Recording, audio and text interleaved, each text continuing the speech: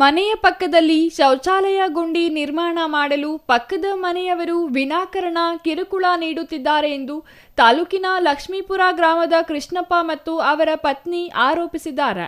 ಲಕ್ಷ್ಮೀಪುರ ಗ್ರಾಮದ ಅಂಬೇಡ್ಕರ್ ಕಾಲೋನಿಯಲ್ಲಿ ವಾಸವಿರುವ ಕೃಷ್ಣಪ್ಪರವರು ಮಾಧ್ಯಮಗಳೊಂದಿಗೆ ಮಾತನಾಡಿ ತಮ್ಮ ಅಳಲನ್ನು ತೋಡಿಕೊಂಡಿದ್ದಾರೆ. ಕಾಲೋನಿಯಲ್ಲಿ ಕಾಂಕ್ರೀಟ್ ರಸ್ತೆ ನಿರ್ಮಾಣವಾಗಿದೆಯಾದರೂ ಚರಂಡಿ ವ್ಯವಸ್ಥೆ ಮಾಡಿಲ್ಲ. ಇದರಿಂದಾಗಿ ಶೌಚಾಲಯದ ಗುಂಡಿ ನಿರ್ಮಾಣ ಅನಿವಾರ್ಯವಾಗಿದೆ. ಸರ್ಕಾರಿ ಜಾಗದಲ್ಲಿ ಗುಂಡಿ ತೋಡಲು ಮುಂದಾದಾಗ ಪಕ್ಕದ ಮನೆಯವರು ಅಡ್ಡಿಪಡಿಸುತ್ತಿದ್ದಾರೆ ಎಂದರು. ಮನೆಯಲ್ಲಿ 4 ಹೆಣ್ಣು ಮಕ್ಕಳಿದ್ದು ಅವರ ಅನುಕೂಲಕ್ಕಾಗಿ ಶೌಚಾಲಯ ಕಟ್ಟಲು ಮುಂದಾದರೆ ಅವಾಚ್ಯ ಶಬ್ದಗಳಿಂದ ನಿಂದಿಸಿ ಹಲ್ಲೆಗೆ ಯತ್ನಿಸುತ್ತಿದ್ದಾರೆ ಎಂದು ದಂಪತಿ ದೂರಿದ್ದಾರೆ. ಈ ಸಮಸ್ಯೆಯ ಕುರಿತು ಗ್ರಾಮ ಪಂಚಾಯಿತಿ ಅಭಿವೃದ್ಧಿ ಅಧಿಕಾರಿ ಹಾಗೂ ತಾಲೂಕು ಪಂಚಾಯಿತಿ ಕಾರ್ಯನಿರ್ವಹಣಾಧಿಕಾರಿಗಳಿಗೆ ದೂರು ನೀಡಿ ಸುಮಾರು 5 ರಿಂದ 6 ತಿಂಗಳು ಕಳೆದರೂ ಯಾವುದೇ ಪ್ರಯೋಜನವಾಗಿಲ್ಲ. ನಮ್ಮ ನೋವಿಗೆ ಸ್ಪಂದಿಸುವವರೇ ಇಲ್ಲದಂತಾಗಿದೆ. ಅಧಿಕಾರಿಗಳಿಗೆ ದೂರು ನೀಡಿದರೂ ಅವರು ಸ್ಥಳಕ್ಕೆ ಭೇಟಿ ನೀಡಿ ಪರಿಶೀಲನೆ ನಡೆಸುತ್ತಿಲ್ಲ ಎಂದು ಸಂತ್ರಸ್ತ ಕೃಷ್ಣಪ್ಪ ಕಣ್ಣೀರಿಡುತ್ತಾ ಅಳಲು ತೋಡಿಕೊಂಡಿದ್ದಾರೆ. పేరు కృష్ణప్ప, అంబేద్కర్ కాలనీ, లక్ష్మీపురమ. ఇట్లా రోడ్లు పిట్టుకుంటూ కొట్టేకి ఇస్తాడు పక్క ఇంట్లో.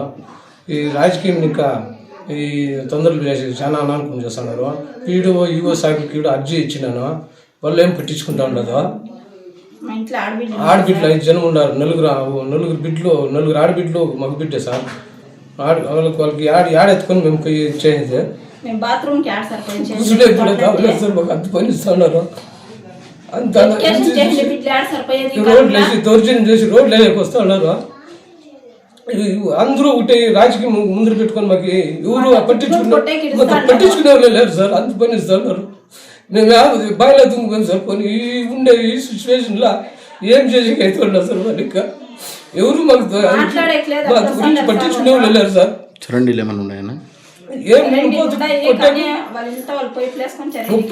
మాకు ఉంది సార్. మా అమ్మ అక్కపత్రమా అంత కూడా లేదు సార్. ఇంకా తగ్గించేసుకున్నాను. రోడ్డు ఉండుకొని మాకు ఏం కొట్టేకిస్తా ఉన్నారు సార్. మేము యాడ్ బాయిలో దుక్కిపోయాం సార్. పోనీ 5 జనం బిడ్డలతో పెట్టుకుని కొట్టకపోతే ఏం చేస్తాను? కొట్టేకి వస్తున్నారు.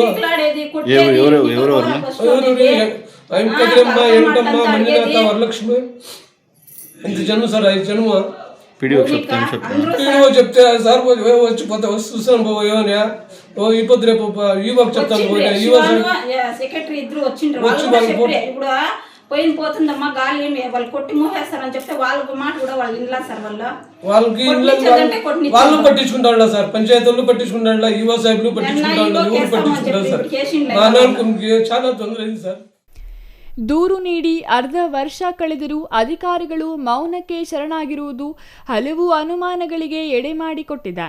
ಅಧಿಕಾರಿಗಳು ಯಾವುದಾದರೂ ರಾಜಕೀಯ ಒತ್ತಡಕ್ಕೆ ಮಣಿಯುತ್ತಿದ್ದಾರೆಯೇ ಅಥವಾ ಪ್ರಭಾವಿ ವ್ಯಕ್ತಿಗಳ ಮಾತಿಗೆ ಬೆಲೆ ಕೊಡುತ್ತಿದ್ದಾರೆಯೇ ಎಂಬ ಪ್ರಶ್ನೆ ಸಾರ್ವಜನಿಕ ವಲಯದಲ್ಲಿ ಕೇಳಿಬರುತ್ತಿದೆ. ತಕ್ಷಣವೇ ಸಂಬಂಧಪಟ್ಟ ಮೇಲಾಧಿಕಾರಿಗಳು ಈ ವಿಚಾರದಲ್ಲಿ ಹಸ್ತಕ್ಷೇಪ ಮಾಡಿ ಬಡ ಕುಟುಂಬಕ್ಕೆ ನ್ಯಾಯ ಒದಗಿಸಬೇಕೆಂದು ಗ್ರಾಮಸ್ಥರು ಒತ್ತಾಯಿಸಿದ್ದಾರೆ. Chandrashekar, CTV news, Srinivaspur.